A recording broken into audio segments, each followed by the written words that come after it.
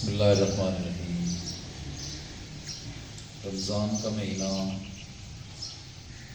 مسلسل گزرتا جا رہا ہے اور ہم سب جانتے ہیں کہ رمضان کے مہینے کو نیکیوں کا موسم بہار کہا جاتا ہے۔ جس طرح موسم بہار میں ہر طرف پھول کھلتے ہیں اور ہر طرف پھولوں کی خوشبو ہوتی ہے، خوبصورتی ہوتی ہے، اسی طرح رمضان شریف میں نیکیوں کی بہار ہوتی ہے۔ ہر آدمی اللہ کے نزدیک ہو جاتا ہے، نیکیوں کی طرف راغب ہوتا ہے، نیک کام کرنے کی کوشش کرتا ہے اور نیکیاں رمضان شریف میں ان کا اجر بڑھا دیا جاتا ہے۔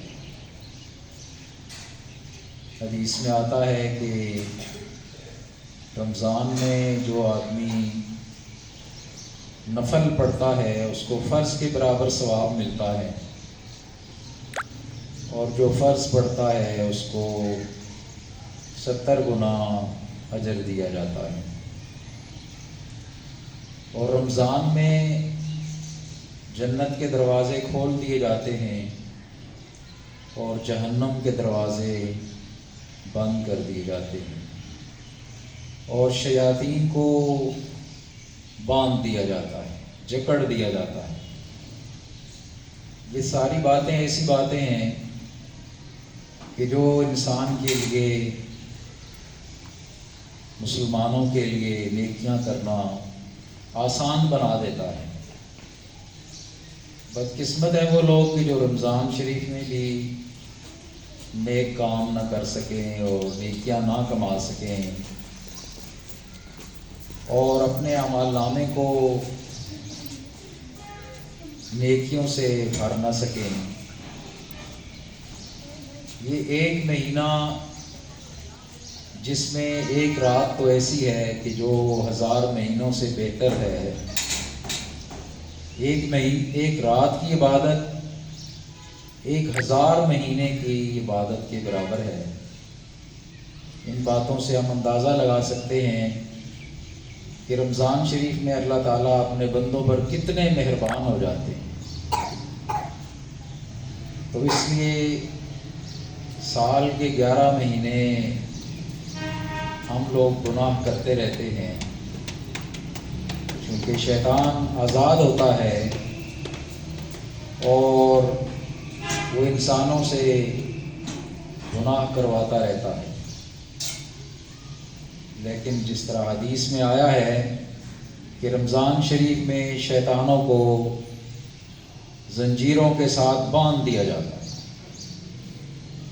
وہ اپنا کام نہیں کر سکتے۔ تو اس لیے مسلمان کے لیے نیکیاں کرنا انتہائی آسان ہو جاتا ہے۔ تو یہ غنیمت کا مہینہ ہے، اس میں نیکیاں ہمیں سمیٹ لینی چاہیے، آخرت کا سرمایہ اکٹھا کر لینا چاہیے، آخرت کے لیے نیکیاں اکٹھی کر لینی چاہیے کہ قیامت کے دن جب نیکیوں کا اور گناہوں کا وزن کیا جائے گا تو آپ کو پتہ ہے کہ نیکیوں کا پلڑا جن لوگوں کا چھپ جائے گا وہ جنت میں جائیں گے، اور جن لوگوں کا گناہوں کا پلڑا جھکے گا وہ دوزخ میں جائیں گے۔ تو نیکیوں کو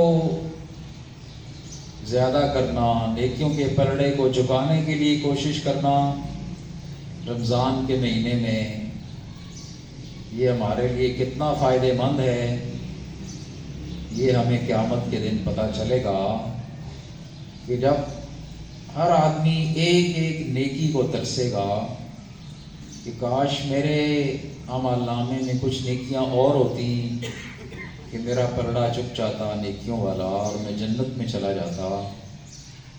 تو اس لیے یہ برکتوں اور رحمتوں والا مہینہ گزرتا جا رہا ہے اور یہ سعادت والی ساعتیں ہم سے آہستہ آہستہ رخصت ہو جائیں گی. اس لیے کوشش کریں کہ زیادہ سے زیادہ نیکیاں سمیٹنے کی کوشش کریں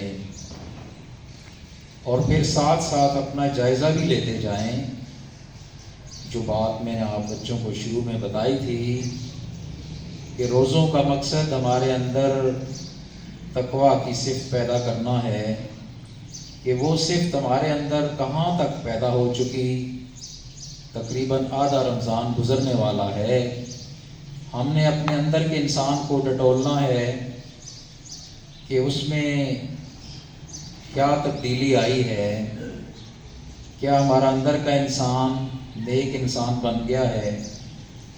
کیا ہمارے خیالات، ہماری سوچیں، ہماری فکر پاکیزہ ہو گئی ہے یا ہو رہی ہے یا نہیں ہو رہی؟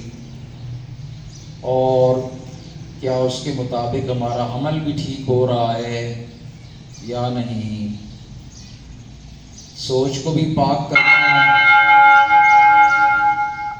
Attention please, period 1 stars. Attention please, period 1 stars. اپنی سوچ، اپنی فکر، اپنے عمل، اس کو پاکیزہ بنانا، یہ رمضان شریف کا مقصد ہے. اور ہم نے نصف رمضان گزرنے پر اس کا جائزہ لینا ہے کہ ہم نے اپنی فکر، سوچ، خیالات اور عمل کو کتنا پاکیزہ کیا. قرآن میں آتا ہے کہ قد افلح من تزکیٰ وذکر اسم ربہ فصلی بل تؤثرون الحیاۃ الدنیا والآخرۃ خیر وابقیٰ. کہ جس آدمی نے اپنے آپ کو پاکیزہ کیا، اپنا